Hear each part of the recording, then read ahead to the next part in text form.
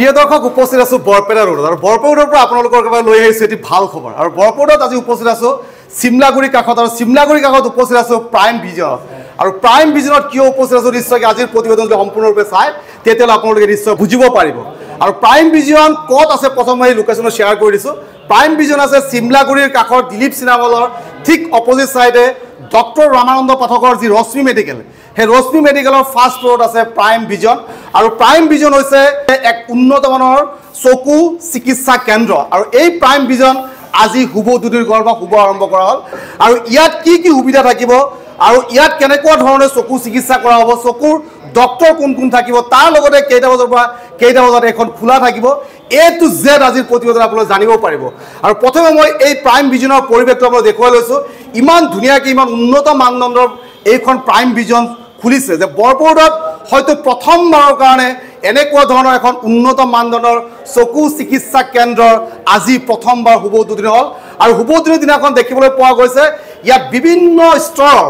ব্যক্তিসকল বা অতিথিসকল ইয়াত উপস্থিত আছে তাৰ লগতে বিভিন্ন পৰ্যায়ৰ শুভাকাংক্ষী ইয়াত উপস্থিত আছে তাৰ লগতে দেখিবলৈ পোৱা গৈছে বৰপেটাবাসী যিসকলে এই প্ৰাইম ভিজন খোলা বুলি ইতিমধ্যে খবৰ পাইছে তেওঁলোকৰ মাজত এক বেলেগ ধৰণৰ আনন্দ বেলেগ ধৰণৰ উৎসাহ দেখিবলৈ পোৱা গৈছে কাৰণ যেতিয়াই আমাৰ এই অঞ্চল বা অসমৰ নামনি অসমৰ ব্যক্তিসকলে চকু চিকিৎসা কৰা চিন্তা কৰিছিলে তেতিয়া হয়তো অসমৰ বাহিৰৰ বা ভাৰতবৰ্ষৰ বাহিৰৰ কথা চিন্তা কৰিব লগা হৈছিলে কিন্তু এতিয়া কিন্তু সেই যি সমস্যা আছিলে সমস্যাৰ সমাধান হ'বলৈ গৈ আছে আৰু সেই সমস্যাৰ সমাধান লৈ আহিছে বৰপেটাৰ সিমলাগুৰি কাষত স্থিত প্ৰাইম ভিজনে আৰু ইয়াত আমাৰ লগত উপস্থিত আছে কেইজন বিশিষ্ট ব্যক্তি ইয়াত আমাৰ আটাইৰে শ্ৰদ্ধাৰ ব্যক্তি এজন তেখেত হ'ল BH কলেজৰ সন্মানীয়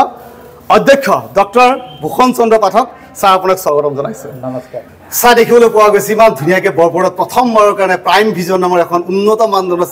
চকু চিকিৎসালয়ৰ শুভাৰম্ভণি কৰা হ'ল তেনেকুৱা অনুষ্ঠান খোলাৰ লগে আপোনাৰ অনুভৱটো কেনেকুৱা আছে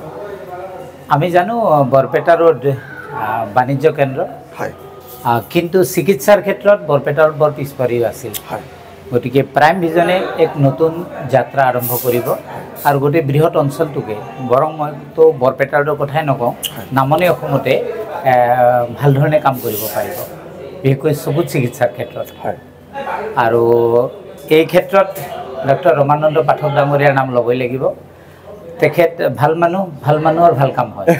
গতিকে প্ৰাইম ভিজন ভাল ৰূপত আহিব ভিতৰলৈ যাওঁ ভিতৰৰ পৰিৱেশ দেখিবলৈ পোৱা গৈছিলে এটা সময়ত যেতিয়া আমাৰ এনেকুৱা অৱস্থা আছিলে যে বৰপেটাবাসী নহয় নামনি অসমৰ যিসকল আমি জনসাধাৰণ নামনি অসমত বসবাস কৰোঁ এইসকল ব্যক্তিয়ে সাধাৰণতে চকু চিকিৎসাৰ কাৰণে সদায় অসমৰ বাহিৰত তথা ভাৰতবৰ্ষৰ বাহিৰত বিশেষভাৱে নেপাললৈ যাব লগা হৈছিলে এই যিটো এটা সমস্যা আছে এই সমস্যা অন্ত পৰিম বুলি ভাবে নেকি আপুনি এই চিকিৎসা কেন্দ্ৰটোৰ নিশ্চিতভাৱে কিয়নো মই বাৰে বাৰে কৈছোঁ যে ডক্টৰ ৰমানন্দ পাঠকৰ ওপৰত বিশ্বাস আছে মানুহৰ আৰু তেখেতে ভাল কাম কৰে ছাৰ আগত আহিব ন হয় আহক ছাৰ আগত আহক ইয়াত থিয়ক ছাৰ ছাৰ মাজত থিয়ক হয় ছাৰ কওক হয় গতিকে সময়ে বহু কথা কয় গতিকে আগৰ সেই পৰিৱেশ এতিয়া নাথাকিব এতিয়া সময় এইটোৱে ক'ব যে নহয় আমি নামনি অসমে এক বিশেষকৈ বৰপেটা ৰোডৰ পৰা এই প্ৰাইম ভিজনে এটি নতুন যাত্ৰা আৰম্ভ কৰিব যি যাত্ৰাই নেকি বৃহৎ অঞ্চলক চুই যাব দৰ্শক মই আকৌ কৈছোঁ আপুনি যদি চকুৰ সমস্যাত ভুগিছে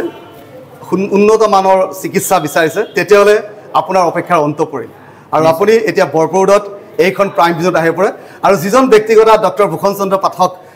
তেখেতে কৈ আছিলে সেইজন ব্যক্তি হৈছে ডক্টৰ ৰামানন্দ পাঠক মোৰ যথেষ্ট শ্ৰদ্ধাৰ ব্যক্তি হয় আৰু মই ব্যক্তিগত স্বীকাৰ কৰিছোঁ মানুহজনক মই বহুত ভাল পাওঁ তাৰমানে চিকিৎসা আগবঢ়াইছে সেইজন বেলেগ সেইটো বেলেগ কথা কিন্তু ব্যক্তিত্ব তেখেতৰ বহুত ভাল মই তেখেতৰ পাৰ্চনেলি বহুতবাৰ বহিছোঁ ছাৰ আপুনি এনেকুৱা এখন সুন্দৰ প্ৰতিষ্ঠান আপুনি বৰপেটাবাসীক উপহাৰ দিলে আমাক উপহাৰ দিলে তাৰ বাবে আপোনাক অশেষ ধন্যবাদ ছাৰ কি সপোন লৈ খুলিছে এইটো সপোন মানে ইয়াত একচুৱেলি বৰপেটা ৰোডত তেনেকুৱা ভাল মানে যিটো মানে উন্নত মানদণ্ডৰ মানে বিশেষকৈ চকুৰ ক্ষেত্ৰত তেনেকুৱা চেম্বাৰ বা তেনেকুৱা মানে ভাল ডাক্তৰ আহিলে অলপ যিবিলাক ধৰ যদি গুৱাহাটীৰ ডক্টৰ বা বাহিৰৰ ডক্টৰ আহে তেওঁলোকক যিখিনি সুবিধা দিব লাগে বা তেওঁলোকৰ যিখিনি আন্তঃগাঁথনি সেইখিনি নাপায় ইয়াত গতিকে মই ভাবোঁ মই তেনেকৈ ডক্টৰ কণ্টেক্ট কৰি আছোঁ ভাল ডক্টৰ হয়তো দুই মাহৰ ভিতৰত মই পাম তেনেকুৱা এনেই ৰেগুলাৰ ডক্টৰ আছে মোৰ 4-5জন আৰু উন্নত মানৰ ডক্টৰ মই মানে মোৰ টাচত আছে তেওঁলোক আহিব আৰু তেওঁলোকে আহি যেতিয়া দেখিব আন্তঃগাঁথনি দেখিব তেওঁলোকৰ সুবিধা যিখিনি মই কৰি দিছোঁ নিশ্চয় তেওঁলোকে আনন্দিত হ'ব যদি মোৰ লগৰ যিবিলাক আছে গুৱাহাটী বা মোৰ যিটো হেৰি আছে মই ভাবোঁ মই পাৰিম তেনেকুৱা ভাল ডক্টৰ আনিম ইয়াত ৰাইজৰ সুবিধাৰ্থে গতিকে সেই আশা কৰিছোঁ এতিয়া ৰাইজে আহি গম পাব কেনেকুৱা ধৰণৰ পায় ইয়াত ৰাইজৰ ওপৰত কৈছোঁ ৰাইজে আহিলে গম পাব আৰু স্যাৰ কেনেকুৱা ধৰণৰ চিকিৎসা পাব চিকিৎসাটো এতিয়া মই জাষ্ট খুলিছোঁহে এতিয়া ধৰক আই চেকআপ হ'ব মানে অতি ফেচিলিটি এতিয়া মই কৰা নাই কাৰণ অতি ফেচিলিটি কৰিলে মোক পাৰ্মানেণ্ট ডক্টৰ এজন লাগিব আৰু পাৰ্মানেণ্ট ডক্টৰৰ মই তেনেকুৱা ধৰণৰ বিচাৰি আছোঁ যদি কোনোবা ইণ্টাৰেষ্টেড মই আই স্পেচিয়েলিষ্ট পাওঁ তেতিয়াহ'লে মোৰ ইয়াত অতিৰ কাৰণে সুবিধা আছে মই ভাবিছোঁ মই ইয়াত মানে A to Z গোটেইখিনি কৰাৰ ইচ্ছা আছে অলপ ভিতৰত গৈ চাওক কেনেকুৱা ধৰণৰ ফেচিলিটি কৰিছে এইটো ৰিচিপশ্যন থাকিব এইটো ৰিচিপশ্যন থাকিব তাৰ লগতে ক'ত কি ফেচিলিটি আছে ইয়াতে এইটো আই চেম্বাৰ হয় ইয়াত আই চেকআপটো ইয়াত আই চেকআপ হ'ব এইটো সাধাৰণতে আমি যিসমূহ মেচিন আমি দেখিবলৈ পাওঁ সেইসমূহ মেচিনতকৈ অলপ উন্নত মানদণ্ডৰ একে গতানুগতিক মেচিন হ'ব এইবিলাক আপোনাৰ তেওঁলোকৰ চকুৰ যিটো ৰিফ্ৰেক্টমিটাৰ থাকে স্লিট লেম্প থাকে প্ৰেছাৰ চোৱা যন্ত্ৰ এইখিনি ইনিচিয়েলি লাগে এইখিনি বস্তু গোটেইখিনি